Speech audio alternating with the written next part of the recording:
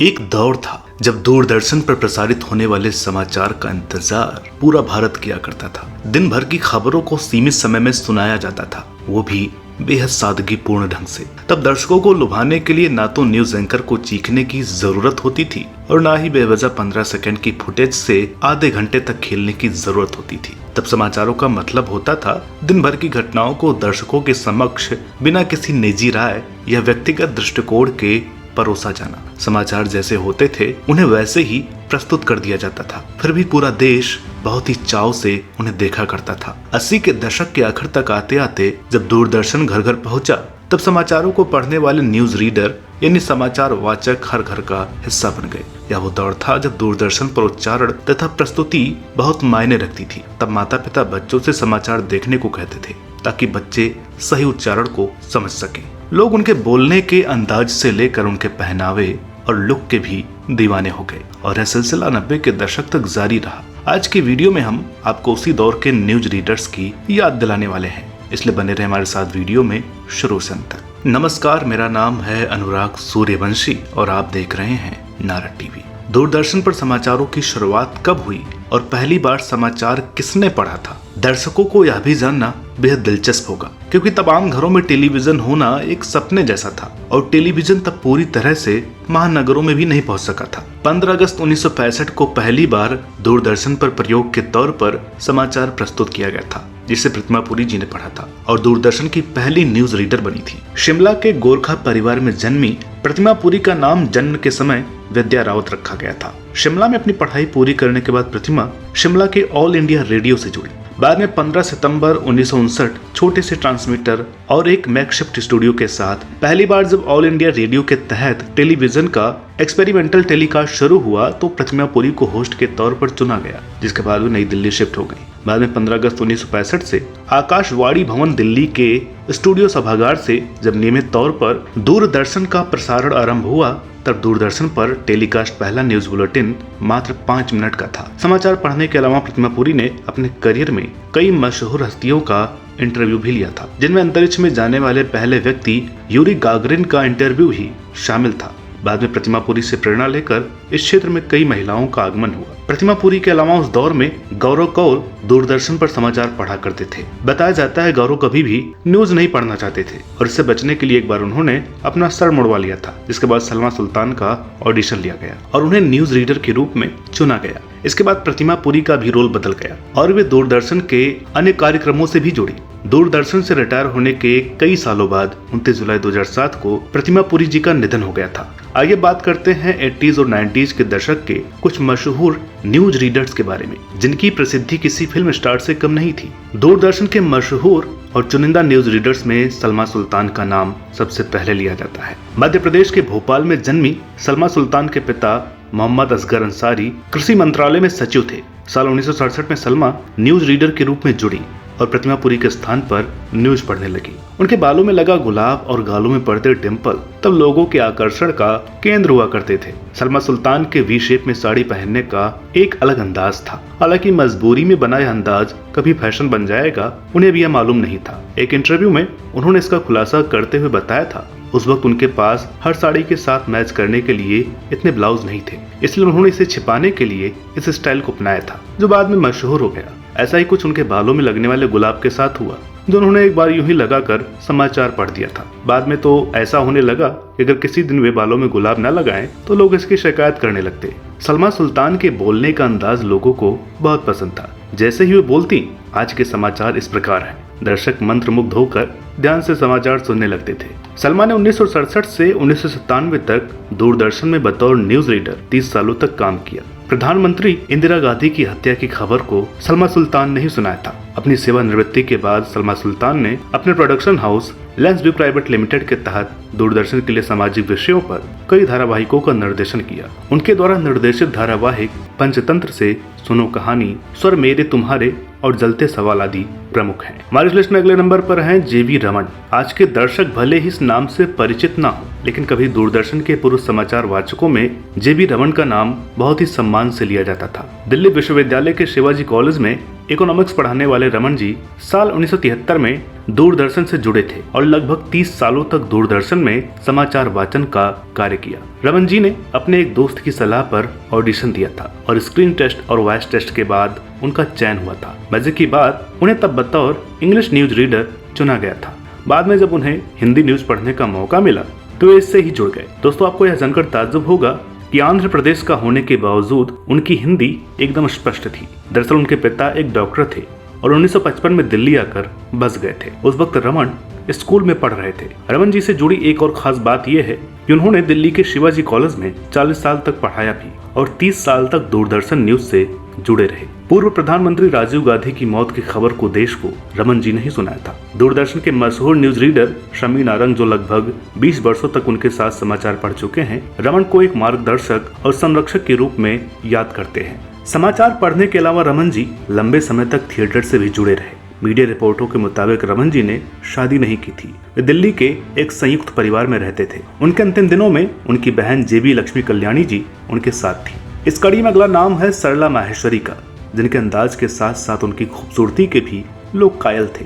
ताजगी से भरा चेहरा और स्पष्ट उच्चारण उनकी पहचान हुआ करती थी। बेहद सादगी के साथ सीधे पल्ले की गुजराती साड़ी को पहनकर जब टीवी स्क्रीन पर उनका चेहरा दिखाई देता था तो दर्शकों का मन भी खिल उठता था। हालांकि सरला जी ने सन 1976 में दूरदर्शन के साथ अपना टीवी करियर शुरू किया था, लेकिन बतौर न्यूज रीडर 1982 से इनकी शुरुआत हुई थी। साल 1984 में शादी के बाद सरला अपने पति के साथ इंग्लैंड चली गई थी, जहां इन्होंने कुछ समय तक बीबीसी के साथ भी काम किया था। बाद में 1988 में भारत वापस लौटकर सरला जी ने फिर से दूरदर्शन में न्यूज रीडिंग का काम शुरू कर दिया। साल 2005 तक सरला माहेश्वरी दूरदर्शन पर न्यूज रीडर के तौर पर नजर आती रही।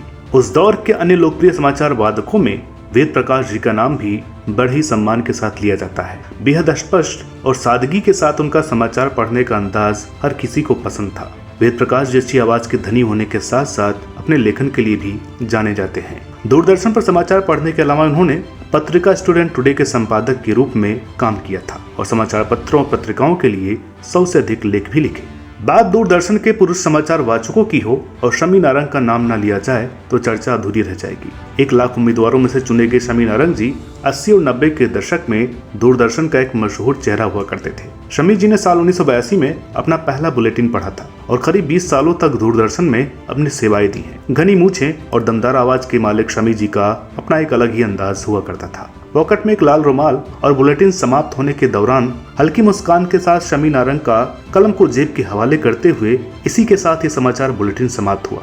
ये कहना उनकी एक खास पहचान थी। दोस्तों, शमी जी आज भी एक लोकप्रिय और सफल वॉइस आर्टिस्ट हैं। कम लोगों को पता होगा कि Delhi metro, rapid metro, rail Gurgaon, Mumbai metro, Bangalore metro, Hyderabad metro और जयपुर मेट्रो में दरवाजे दाईं ओर खुलेंगे, कृपया दरवाजों से हटकर खड़े हो आदि सूचनाओं में जो आपको आवाज सुनाई देती है वह शमी नारंग की है, जिसमें उनका साथ देती हैं दूरदर्शन की न्यूज रीडर रह चुकी रिनी सिमोन खन्ना। न्यूज 18 से बात करते हुए शमी नारंग ने बताया था कितने लंबे समय तक समाचार पढ़ने के बावजूद लोग उन्हें मेट्रो में अनाउंसर के रूप में ज्यादा जानते हैं। मेट्रो ने उनकी और रिनी खन्ना की आवाज को अमर कर दिया है। वे कहते हैं कि देश भर में मिली यह लोकप्रियता काफी अच्छी लगती है, लेकिन कभी कभी उनके साथ बड़ी अजीबोगरीब स्थिति पैदा हो जाती है। दरअसल वे जब किसी स्कूल यानी कहीं भी जाते हैं तो लोग उनसे मेट्रो का अनाउंसमेंट सुनने के लिए कहते हैं, तब उन्हें बहुत ही अजीब लगता है। ऐसे में शमी नारंग लोगों से कहते हैं कि कुछ अच्छा सुन लीजिए। यहाँ तक कि लोग उनसे मिलवाते हुए कहते हैं कि ये वही व्यक्ति हैं जिनकी मेट्रो में आवाज आती है कि दरवाजे बाईं तरफ खुलेंगे और अगला स्टेशन राजीव चौक है, कृपया सावधानी से उतरें। दोस्तों, आपको यह जानकर ताज्जुब होगा कि मेट्रो में शुद्ध हिंदी में अनाउंसमेंट करने वाले शमी नारंग ने अंग्रेजी माध्यम से शिक्षा प्राप्त की है। शमी नारंग अपनी आवाज के लिए तो मशहूर है ही, साथ ही बतौर एक्टर दूरदर्शन के टेलीफिल्म में भी काम कर चुके हैं। अविनाश कौर सरीन कभी दूरदर्शन की सबसे खूबसूरत चेहरों में से एक हुआ करती थी। एक सिख परिवार में जन्मी अविनाश दिल्ली यूनिवर्सिटी से फिजिक्स और एजुकेशन में ग्रेजुएट है। अविनाश कौर सरीन ने बतौर प्रेजेंटेटर दूरदर्शन को ज्वाइन किया था और बाद में मेन न्यूज रीडर बनी थी। साल 1970 में उन्होंने एक न्यूज रीडर के तौर पर अपनी करियर की शुरुआत की थी। चेहरे पर हमेशा मुस्कान लिए और माथे पर एक बड़ी सी बिंदी लगाए अविनाश कौर सरीन अपने जमाने में बच्चे से लेकर बड़े तक हर किसी का पसंदीदा चेहरा हुआ करती थी। उनकी लोकप्रियता का अंदाजा आप इसी से लगा सकते हैं कि 1984 के सिख दंगों के दौरान अविनाश कौर सरीन बीमारी की वजह से 1 महीने तक दूरदर्शन पर नहीं दिखी, तो उनकी कुशलता जानने के लिए लाखों पत्र दूरदर्शन के दिल्ली ऑफिस आ गए। सबसे बड़ी बात कि इनमें से एक पत्र तो राष्ट्रपति भवन से भी था। अविनाश कौर सरीन को एशियन कल्चर पर उनकी बेहतरीन डॉक्यूमेंट्रीज के लिए भी जाना जाता है। साल 1979 में विज्ञान पत्रिका नाम से इनका एक साइंस शो आता था, जिसकी होस्ट भी वो खुद ही थी। वर्तमान समय में वो दूरदर्शन पर निर्देशकों और निर्माताओं के आधिकारिक पैनल की सदस्य हैं। हमारी इस लिस्ट में अगले नंबर पर हैं मंजरी जोशी। मंजरी जोशी जी दूरदर्शन की हिंदी समाचार वाचिकाओं में से एक हैं, जो प्रसिद्ध कवि पत्रकार रघुवीर सहाय की सबसे बड़ी बेटी हैं। कानपुर उत्तर प्रदेश में जन्मी मंजरी जोशी की पढ़ाई लिखाई दिल्ली में हुई थी। दिल्ली विश्वविद्यालय के मिरांडा कॉलेज से रसायन विज्ञान में स्नातक की पढ़ाई करने के बाद उन्होंने रूसी भाषा सीखने का मन बनाया और जवाहरलाल नेहरू विश्वविद्यालय से स्नातकोत्तर की उपाधि प्राप्त की। समाचार वाचक के अलावा मंजरी को रूसी से अंग्रेजी और हिंदी के अनुवादक के रूप में भी जाना जाता है। मंजरी एक लेखक के तौर पर कई अखबारों के लिए लेख भी लिख चुकी हैं। वर्तमान समय में मंजरी जोशी जी युवाओं को जर्नलिज्म की ट्रेनिंग देने का काम भी कर रही हैं। 90 के दशक में बतौर न्यूज रीडर एक और नाम बेहद पॉपुलर हुआ करता था और वह नाम था शोभना जगदीश जी का।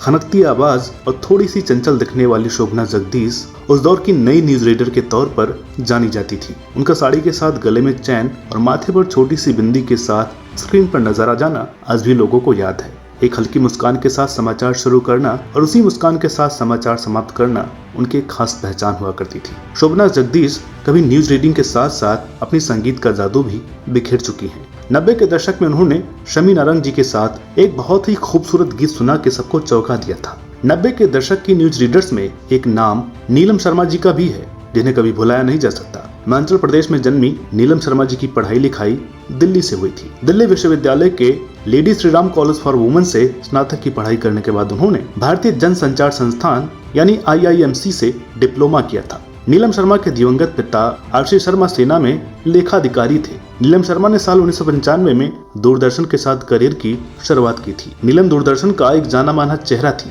एंकरिंग के दौरान हमेशा मुस्कान लिए सौम्य और सरल रहने वाली नीलम शर्मा को उनके ड्रेसिंग व हेयर स्टाइल के लिए भी जाना जाता था। अपने 20 साल के दूरदर्शन के साथ सफर में वह हमेशा साड़ी और खुले बालों में ही नजर आई। समाचारों के अलावा नीलम शर्मा ने तेजस्विनी और बड़ी चर्चा समेत कई लोकप्रिय कार्यक्रमों का संचालन किया था। इसके अलावा वे एक डॉक्यूमेंट्री फिल्म निर्माता भी थी, जिनके नाम पर 60 से अधिक फिल्में थी। नीलम शर्मा को उनके करियर में बेस्ट न्यूज एंकर अवार्ड, आधी आबादी अवार्ड और KPS Gill fearless journalist award जैसे कई प्रतिष्ठित अवार्ड से सम्मानित किया गया था। इसके अलावा 8 मार्च 2019 को महिला दिवस के मौके पर पूर्व राष्ट्रपति रामनाथ कोविंद ने उन्हें नारी शक्ति सम्मान से भी नवाजा था। साथ ही महिलाओं की उपलब्धियों और पत्रकारिता में योगदान देने के लिए उन्हें भारत के सर्वोच्च नागरिक पुरस्कार से सम्मानित किया गया था। 17 अगस्त 2019 को महज 49 साल की उम्र में नीलम शर्मा जी का निधन हो चुका है। जानकारी के मुताबिक वह कैंसर से पीड़ित थी। नीलम शर्मा के पति का नाम अनिल कपूर है, जो कि रेडियो में कार्यरत है। तो दोस्तों, उम्मीद करते हैं कि आपको आज की यह वीडियो पसंद आई होगी। आप किस न्यूज रीडर को ज्यादा याद करते हैं, कमेंट में जरूर बताइएगा। और साथ ही साथ अगर इस वीडियो पर आपका रिस्पॉन्स अच्छा रहा तो इसका अगला पार्ट भी हम जल्दी लेकर के आएंगे, जिनमें हम कुछ इंग्लिश न्यूज रीडर के बारे में बात करेंगे। मिलते हैं आपसे अगली वीडियो में, तब तक के लिए नमस्कार।